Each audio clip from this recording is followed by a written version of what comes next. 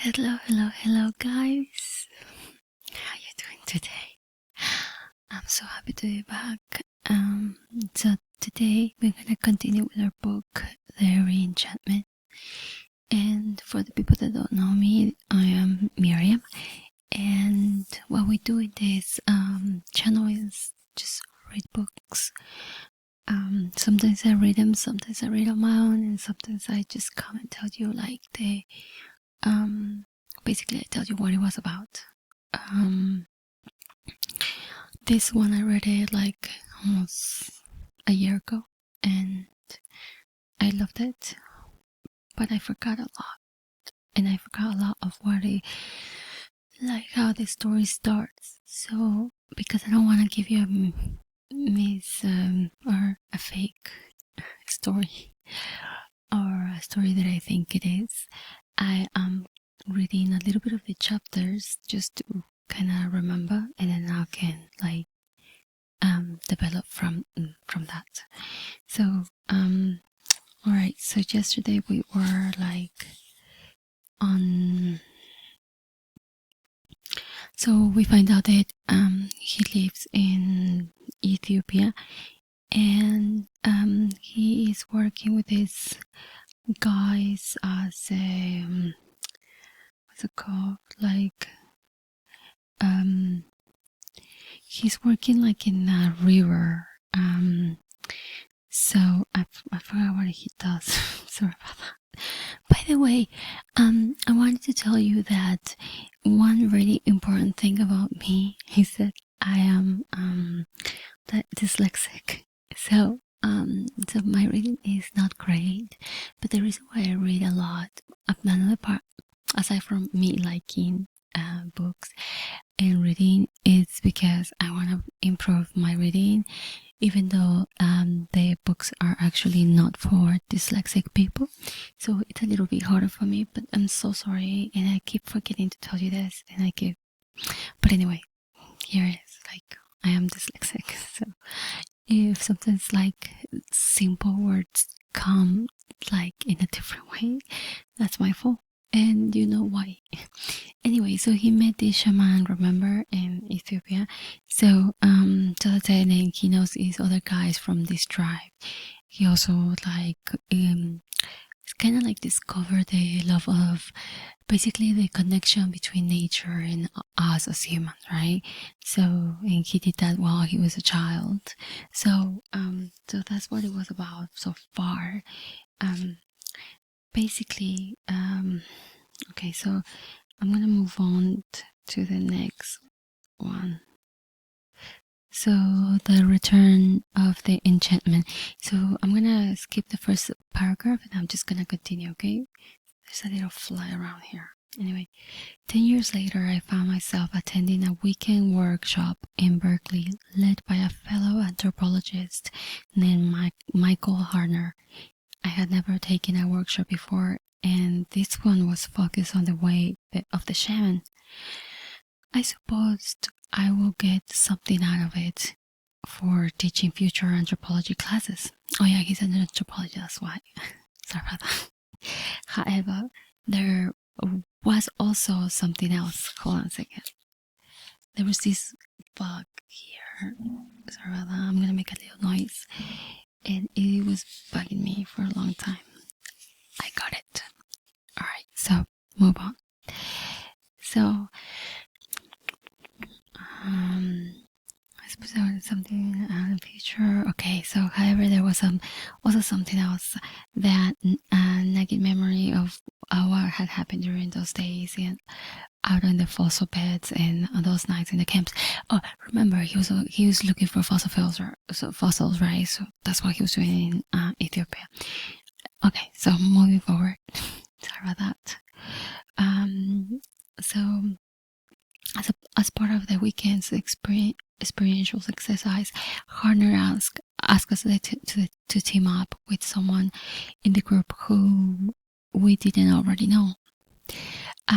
Then he directed us to engage in a visionary shamanic journey into the spirit worlds, to find a helping spirit, to be in service for that other person I was very uncertain. This exercise seemed like a new age woo-woo to me, but I found myself partner with a slender, attractive young woman with dark eyes and long hair. Her name was Sandra. Hold on a second. These little flags, I don't understand where they come from. Anyway, Sandra in German, something like that. In German. That's her last name. Anyway, at that time she was graduating student in counseling psychology at the California Institute in San Francisco. Blah blah blah. So when Harner stopped drumming, the lights came up, Sandra shared that what she had experienced in the shamanic journey. Oh, okay, so hold on, let me not skip that part. I lay on my back on the floor in the dark next to this woman, listening to Harner beating his drum in a monotonous rhythm to help us alter our consciousness. I was wondering what in God's name I was doing there when suddenly Sandra sat up next to me, giving me an intense look and leaning over, her long hair drifting across my face. She placed her cupped hands and mouth on my chest and blew into my thorax, not once but several times. A strange sense of warmth percolated through my being, accompanying surprisingly by something deeply remembered. I couldn't quite grasp it. Then Sandra helped me to sit up and blew her breath into the top of my head. It was goosebumps moments when Harner stopped drumming and the light came up. Sandra shared what she was experiencing in her shamanic journey. So basically, he did this, like, for example, I did ayahuasca a long time ago, and I can understand what he's talking about because, like, it's a similar thing. Nobody blows anything on us, but yes, like it's a lot like that. Okay, so you sit around with a bunch of people, like in a circle, and everybody drinks like a tea, and then or just start hallucinating and stuff like that. It's pretty interesting, actually. So blah blah blah. In protecting her consciousness awareness, journeying into the dreaming of the shamanic lower worlds of nature, she had encountered a being who really revealed to her that it was one of my old allies, one I had forgotten about, one that wanted to come back into my life. When she described it, I reacted with shock. It was my imaginal friend, the leopard man. I hadn't thought of him in perhaps 30 years. How had Sandra known about him? This experience got my attention, and something shifted with me, something that would usher me into the next stage of my life. So so it is enchanted because, see, these moments and every moment in life enchant you in a way. And I'm giving a little bit away from the book because for example, if whatever you do in life, like I heard a lot of people so I know this guy from YouTube that well, actually, like, I know him because I see his content, and he went to Japan with his friends and family, and he was saying that out of nowhere, like, he started seeing like these dragonflies that he used to see when he was a little kid, and all of a sudden he started remembering like the way he used to call them, and then the mom like would tell him like, no, it's like this, and he put the memory really back in his head because his mom died when he was really young. So I guess that every memory that he had about this person that he loved, it was very like hurtful, that he decided to put those memories away because they were very painful for him.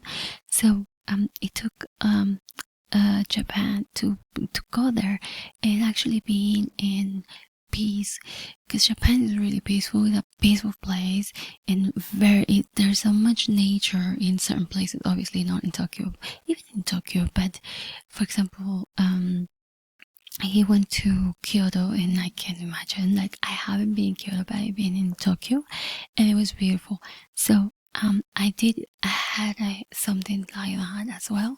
Like I had like a, I don't know, a moment with like nature in me, and I couldn't believe, like, it's not that I couldn't believe, it's like you become one. Like, we went to this botanic park or garden, whatever, like, and I remember, like, I was like we were walking, and then all of a sudden I see these two trees like standing together, the most beautiful, huge, and I just can't even explain how beautiful they were. Like, and honestly, like, if I took a picture, I did take a picture, but it doesn't give it justice. Like, I swear, you're gonna see it, and you're like, oh, okay, it's a tree. Now, you had to be there, you had to see it, you had to touch it, you had to experience it. It made me cry, because like I felt like I got so in tune with nature there. Like, it was amazing, like amazing. The same thing happened to other people. Like, for example, there's my mother did ayahuasca as well, and she forgot, she had something really traumatic happen to her, and then she forgot about it completely. And during ayahuasca, like, the vision came up, and then she remembered, and then she was shocked, and then she was shocked because she can't believe there's something like that she forgot something like that, something very like super meaningful to her, and at the same time super hurtful. But she totally like buried it, and she just forgot about it. So I heard that those things, I guess, they come back into your life when you're ready to process them, you know, because probably my mom wasn't ready to process that back like a few years back, but now was the time. So I was really happy that happened to her.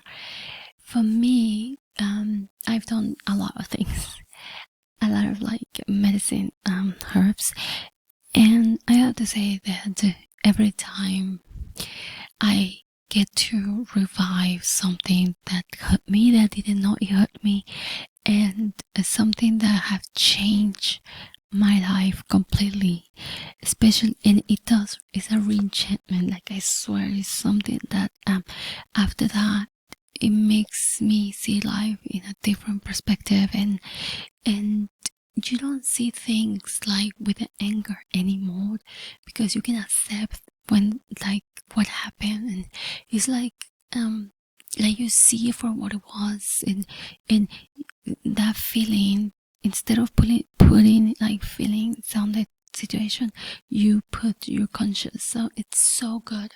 So I totally understand him, and basically that's what he talks about in the whole book. But I'm gonna keep doing this. I'm gonna keep going through like each chapter, and then we're gonna continue like exploring. Okay, so yeah, like I'm gonna stop it here, because I don't wanna continue and just leave it like in the middle. So my videos are really short, they're like 15 minutes, because first of all, I don't know if you guys are up to, like, I don't know how many people watch it, and I wanna see, like, maybe in the future when more people watch my videos, and if you guys interested or more interested on this, I can make him longer, definitely. But for now, I just want to give him like 15 minutes in a way that you guys just can use them for like falling asleep or something. Just lower the volume if it's too loud. But yeah, like, I think 15 minutes is enough. I don't want to bore you guys. So yeah, so like I said, in the future, probably, like, if we get more, like, in a community, more people, I can make like half an hour like long. But for now, I just leave it up to here. Thank you so much. Bye.